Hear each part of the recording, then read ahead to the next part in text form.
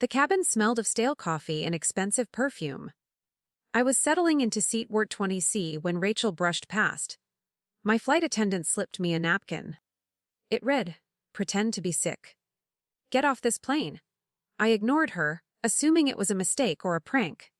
She came back, eyes darting toward the cockpit, and whispered, "Please, I am begging you." 2 hours later, we were at 30,000 feet. The seatbelt sign remained off, but the air felt heavy and charged. Marcus sat beside me in 14D. Though I didn't know his name yet, his presence was stifling. He hadn't touched his complimentary water. His hands were perfectly still on his lap. Most passengers fidget or scroll, but he stared at the seat back in front of him. I noticed a small, black plastic disc stuck under my armrest. It hummed with a vibration so faint it felt like a nerve twitch. When my sleeve brushed his jacket, the fabric felt cold. He turned slowly, his gaze locking onto mine with clinical, unblinking intensity. The overhead lights flickered once. In the dim galley, I saw Rachel arguing with the lead purser. Their voices were low, but their body language was violent. She pointed toward my row, her face pale under the fluorescent glow. The purser grabbed her wrist, twisting it until she winced. He wasn't acting like a supervisor. He moved with the calculated aggression of a jailer. I reached for the call button, but the plastic felt dead and unresponsive under my finger. I checked the flight tracker on my screen. The little blue plane was veering west, away from the Seattle coastline. We were crossing over uninhabited mountains. I pulled out my phone to check the original manifest I had saved. The person meant for my seat was a high-level whistleblower. He had disappeared from the news 3 days ago. Now I was occupying his space in the sky. Marcus leaned closer, his breath smelling of peppermint and something metallic. He knew my name. "I'm Marcus," he added with a chilling calmness. The cabin pressure dropped, oxygen masks didn't fall, but my lungs felt tight and restricted. I stood up, pretending to stumble. I needed to reach the forward galley. Marcus didn't try to stop me. He watched me with a faint, satisfied smile. As I passed row 12, a teenage boy gripped my hand. His palms were sweating. He whispered that the pilot wasn't the one flying the plane. I looked at the cockpit door. It was standing slightly, dangerously ajar. Rachel met me by the beverage carts. She shoved a keycard into my palm. Her breathing was ragged. She told me the device above my seat would trigger if the plane dropped another 1,000 feet. The purser was watching us from the shadows of the rear easel. I looked back at seat wart 20C. The overhead bin was vibrating violently. I realized then that I wasn't just a passenger anymore. I was the only person left who could cut the wire. The cold metal of the keycard bit into my palm. I stared at the vibrating bin above my abandoned seat. Rachel grabbed my shoulder, her fingers digging through my thin sweater. She pointed toward the rear of the cabin. The lead purser was moving toward us, his hand reaching inside his dark blazer. We were trapped in the narrow galley with nowhere to hide. I had to decide between running back or facing the threat head-on. Marcus stood up. Marcus didn't move toward the cockpit. He stepped into the aisle and blocked the purser's path. For a second, I thought he was helping us. Then he leaned down and whispered something to the teenage boy in row 12. The boy's face drained of all remaining color. He clutched his backpack like a shield. The power dynamic shifted instantly. Marcus wasn't just a guard. He was a conductor. He checked his watch and gave a sharp, silent nod. The plane banked hard to the left. The floor tilted, sending a service tray crashing against the bulkhead. I gripped the galley counter to stay upright. The engines groaned as the pilot began a rapid, unannounced descent. We were dropping through 10,000 feet. My ears popped painfully. The cabin lights switched to a deep, emergency red. This was the altitude trigger Rachel had warned me about. The device in the bin began a steady, high-pitched electronic whine. I lunged towards seat 14C. The other passengers were screaming now. Most were clawing at their oxygen masks, but no air was flowing through the tubes. The purser shoved Marcus aside and lunged for my throat. I swung the heavy metal keycard at his temple. It connected with a sickening thud. He stumbled back, his eyes rolling into his head. I didn't wait to see him fall. I jumped onto the seat cushions and reached for the bin. The latch was jammed. I shoved the keycard into the narrow seam and twisted with every ounce of my strength. The plastic groaned before snapping open. Inside sat a gray box wrapped in thick, industrial wires. A small liquid crystal display counted down from 60 seconds. It wasn't just an explosive. It was a pressurized gas canister designed to rupture at the specific density. I saw a single blue wire snaked around the primary valve. My hand started shaking. "Do not touch that," a voice commanded. I looked down to see the teenage boy standing in the aisle. He wasn't crying anymore. He held a remote detonator in his right hand. His thumb hovered over the red button. Rachel tried to move toward him, but he shook his head. He told me that his father was on the ground with a gun to his head. If the plane didn't crash, his entire family would die tonight. I looked from the boy to the blue wire. If I cut it, the plane stayed up, but his family was gone. If I waited, 300 strangers would drop from the sky. The countdown hit 20. Rachel was weeping silently, her back against the bulkhead. The plane leveled off. But the whine from the box grew louder. I gripped the wire between my fingernails. Then I noticed a second timer on the boy's remote. It was also counting down. The countdown reached 15 seconds. The teenage boy's thumb trembled against the red plastic of the detonator. I looked at the blue wire, then back at his tear-streaked face. Marcus tried to stand, but his legs failed him after the purser's collapse. The cabin was a cage of static and low-frequency humming. I realized the boy wasn't the enemy. He was a secondary fuse. If he died or let go, the gray box would rupture anyway. I had to move. I didn't cut the wire. Instead, I grabbed the boy's wrist with my medical precision. I felt his pulse racing like a trapped bird. I told him we could fake the explosion. He looked at me with hollow, desperate eyes. He didn't believe me until I showed him the chemical stain on the floor. It was the accelerant Rachel had spilled earlier. It would create enough smoke to fool a remote camera. We just needed a spark to start the ruse. The lead purser groaned on the floor, regaining consciousness. He reached for a hidden radio on his belt. I kicked it away, the plastic skidding into the dark shadows of the galley. Rachel grabbed a heavy fire extinguisher from the wall. She stood over the purser like a guardian. The tension in the cabin was thick enough to taste. The countdown hit 8 seconds. I pulled a small lighter from Marcus's open jacket pocket. The metal was cold and heavy. I flicked the flame and held it to the chemical-soaked carpet near the bin. A thick, acrid black smoke billowed upward instantly. It filled the row, obscuring the gray box and the wires. I yelled for everyone to stay down. The boy gripped my hand, his knuckles turning white. We watched the smoke swirl around the sensors. The electronic whine changed pitch, becoming a jagged, broken sound. Something inside the box clicked. It was the sound of a deadbolt. The countdown froze at 3 seconds. The boy slumped against the seat, his thumb finally relaxing. He dropped the remote, and it clattered harmlessly onto the carpet. I thought we had won. The smoke was thin enough to see through now, but thick enough to mask our movements. Rachel exhaled a long, shaky breath. She looked toward the cockpit door, expecting it to open. It remained locked. The plane began to bank again.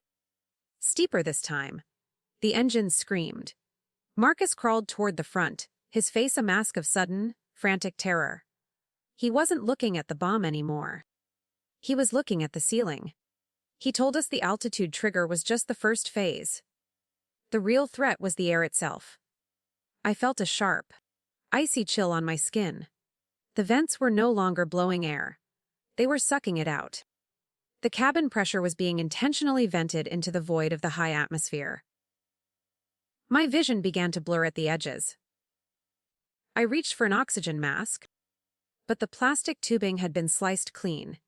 Someone had sabotaged the emergency systems before we even left the ground. Rachel collapsed to her knees, clutching her throat. I looked at the boy, who was already slipping into unconsciousness. The pilot wasn't just deviating from the course. He was murdering us one breath at a time. I saw a small red light blinking behind the cockpit glass. The air grew thin and painfully cold. My lungs burned with every shallow, desperate gasp. Rachel was slumped against the bulkhead, her face a ghostly shade of blue. I knew the physiological signs of hypoxia too well to ignore them. First came the tingling, then the confusion. I crawled toward the cockpit door, dragging my heavy limbs across the carpet. Marcus tried to reach for my ankle, but his movements were sluggish and weak. He was fading faster than I was. I slammed the keycard into the cockpit's electronic lock. The light remained a steady, mocking red. The pilot had overridden the external access codes from inside. I looked back at the boy, who was now completely still. His chest barely moved. I had to find a way to equalize the pressure before we all drifted into permanent sleep. I remembered the manual override lever hidden beneath the jump seat. It was a mechanical backup for the outflow valve. I fumbled with the seat's leather latch. My fingers felt like thick, clumsy sausages.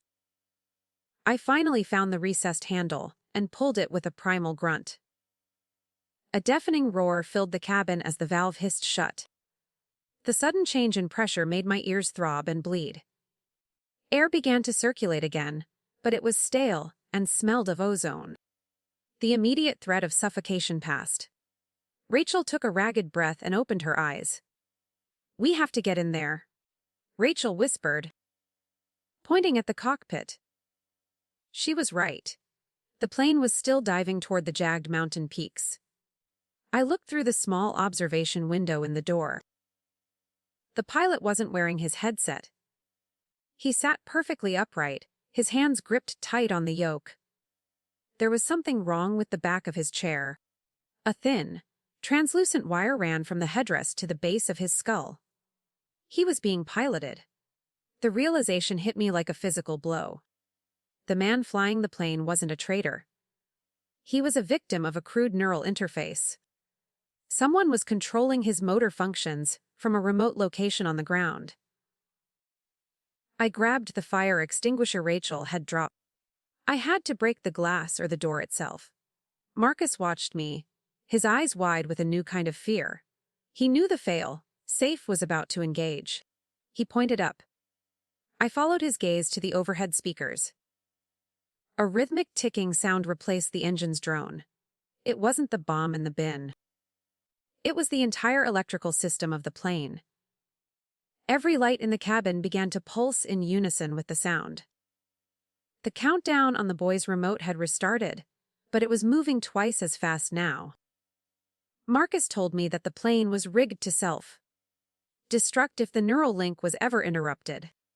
I raised the heavy red canister and swung it at the reinforced door. The first strike did nothing but jar my shoulders. On the second hit, a small crack appeared in the polycarbonate window. I saw the pilot's eyes roll back in his head. He was fighting the signal. His hand twitched toward the autopilot disconnect switch. If he hit it, the plane would explode. If he didn't, we would hit the mountains in less than 5 minutes. I swung the fire extinguisher again, shattering the cockpit glass. Shards of polycarbonate sprayed across the flight deck like diamonds. The pilot's head lolled toward me, his skin gray and clammy. Behind him, the translucent wire pulsed with a sickly green light. Every time it flashed, his body jerked against the restraints. He was a biological component in a larger circuit. I reached through the hole, feeling the jagged edges bite into my forearm. Blood slicked my skin. The pilot's hand finally brushed the autopilot switch. A piercing alarm screamed throughout the entire cabin. The ticking from the speakers grew deafening, vibrating in the marrow of my bones. Marcus crawled toward me, his face a mask of sweating desperation. He told me the system was encrypted through the pilot's pulse. If the pilot's heart stopped, the plane would interpret it as an interruption. The self-destruct sequence would accelerate to 0. We were tethered to a dying man. I grabbed the pilot's wrist to check his vitals. His heart was skipping beats, struggling against the electrical interference. I had to stabilize him to keep us in the air. Rachel handed me a medical kit from the emergency locker. I pulled out a vial of epinephrine, my hands steady despite the chaos. I needed to keep his blood pressure high enough to satisfy the sensors. Marcus watched the mountains outside. We were less than 2,000 feet up. "Inject him now," Rachel urged. I plunged the needle into the pilot's thigh. His eyes snapped open, but they were devoid of any humanity. He looked through me, staring at something invisible. His mouth moved, but only static came out. The green light in the wire turned a deep, blood red. The plane leveled off abruptly, pinning us to the floor with intense G-force. The remote control in the cabin began to glow. Someone was trying to override the epinephrine. The teenage boy woke up and pointed at the back of the cockpit seat. There was a secondary signal jammer hidden in the upholstery. If I could disable it, the pilot might regain control of his own limbs. I used the keycard to slice through the leather.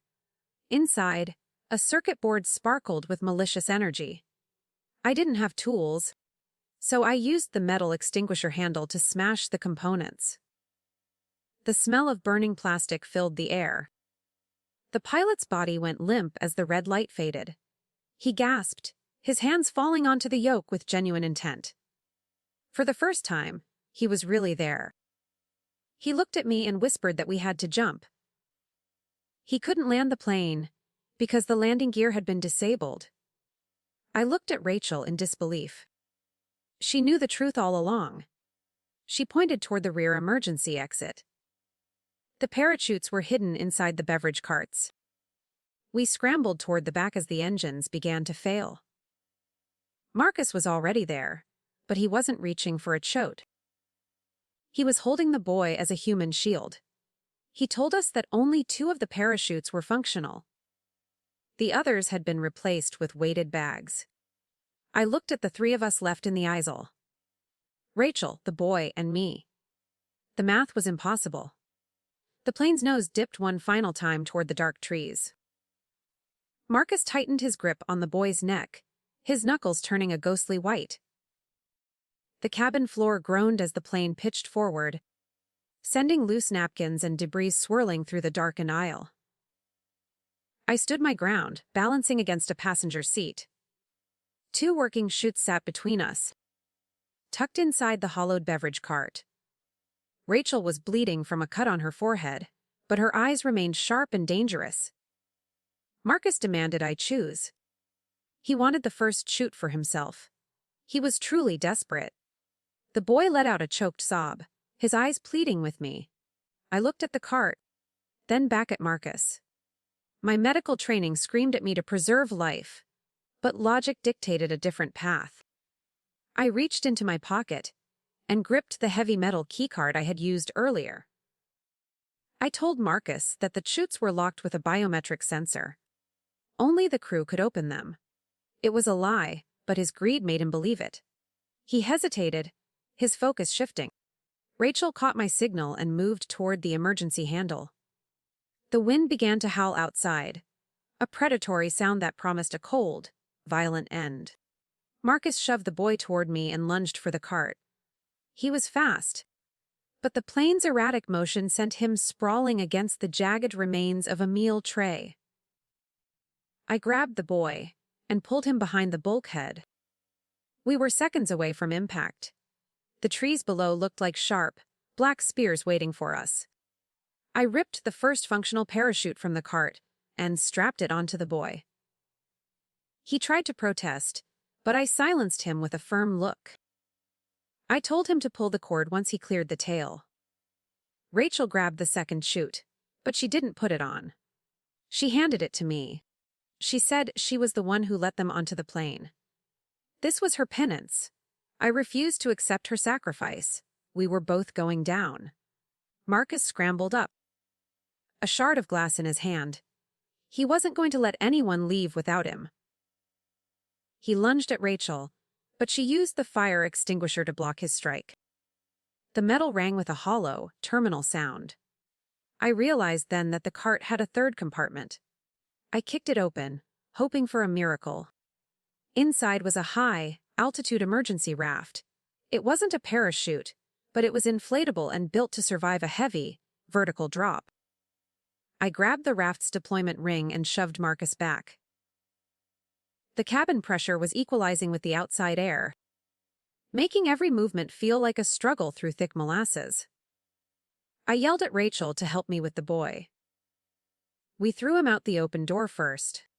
He vanished into the dark, a small shadow swallowed by the mountain mist. Marcus screamed in rage and tried to jump after him.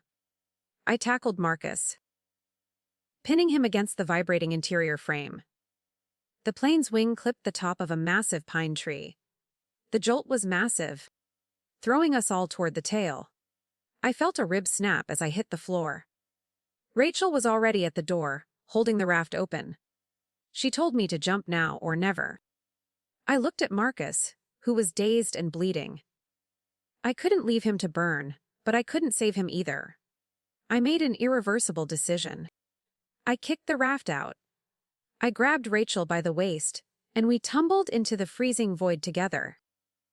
The air was a wall of ice that stole the breath from my lungs. We plummeted toward the green canopy, the plane exploding into a massive, orange fireball above us. The heat was a temporary comfort before the gravity took over again. I saw the raft inflate below us, a bright yellow beacon in the trees. We were falling too fast. I reached for the raft's tether. My fingers caught the nylon cord, jarring my shoulder out of its socket.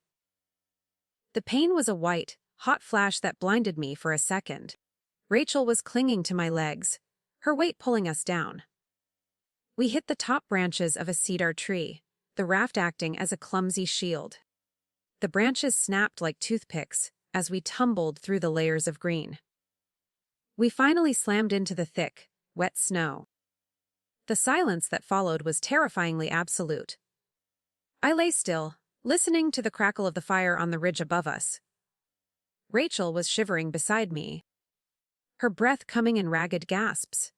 I looked up and saw a single parachute caught in the trees 100 yards away. The boy had survived the jump. I tried to move my arm, but the world began to spin. Then I heard the crunch of boots on the frozen crust. Someone was coming for the survivors. They weren't wearing rescue uniforms. I forced myself to sit up, my dislocated shoulder screaming in protest. Rachel was barely conscious, her hands tucked into her armpits for warmth. Through the skeletal trees, 3 figures emerged. I crawled toward the yellow raft, hoping to find a weapon. My fingers brushed against a survival kit tucked into a side pocket. I pulled out a flare gun and 2 orange cartridges. It was a pathetic defense against professional mercenaries. The lead man stopped near the tree, where the boy's parachute hung. He didn't look up at the empty silk. He looked at the ground, tracing our drag marks in the snow. He raised his radio. The hunters had already found our scent. "They are alive," the lead man said. His voice was flat, echoing through the hollow valley. I realized they weren't here to capture us. They were here to ensure the accident remained total. I looked at Rachel, who had finally managed to open her eyes. She saw the men and immediately understood. She reached into her pocket and pulled out a small, encrypted data drive. She whispered that this was the real reason for the crash. It contained the whistleblower's leaked pharmaceutical files. The second man moved toward the parachute, his rifle raised. He fired a single shot into the silk, testing for a hidden body. the silence of the forest shattered. The boy wasn't there, but the sound drew the men closer to our hiding spot. I had to move now, or wait for the execution. I signaled Rachel to move toward the burning wreckage on the ridge. The smoke would mask our thermal signatures. We had to lead them away from the boy. We stayed in the shadows of the massive cedars. My breath came in white plumes that felt like beacons. I used my good hand to pack snow over the flare gun to keep the plastic from reflecting the moonlight. The men were less than 50 yards away now. The lead tracker paused, staring directly at the bush where we crouched. He adjusted his thermal goggles. The power balance was failing. He saw the heat of our bodies. He signaled his team to flank. I didn't wait for them to close the circle. I stood up and fired the flare gun directly at a patch of dry pine needles near the fuel spill. The burst of magnesium light was blinding. It overwhelmed their thermal optics, turning their world into a white void. I grabbed Rachel and ran toward the steep ravine. We tumbled down the icy slope, the world spinning in a blur of gray and black. We hit a frozen stream at the bottom with a jarring thud. The ice held, but only barely. I heard the mercenaries shouting above us as they struggled to clear their vision. We scrambled along the bank, looking for any kind of cover. We found a small crevice behind a frozen waterfall. The ice was thick and translucent, acting like a natural lens. We huddled together, listening to our hearts hammer against our ribs. Rachel handed me the drive. She told me I was the only one they didn't have on record. I realized she was right. Everly, the disgraced nurse, was a ghost in their system. The lead purser, Marcus, and even Rachel were all part of the documented flight crew, or known targets. I was the variable they hadn't calculated. I tucked the drive into my thermal sock. It was cold against my skin, a reminder of the weight I now carried. Above us, a helicopter began to circle the ridge. Its searchlight cut through the trees like a giant, prying eye. The light swept over the waterfall, illuminating the ice for a terrifying second. We held our breath, frozen in place. The light moved on, but the sound of the rotors stayed. They were dropping more men. I looked at the ice in front of me.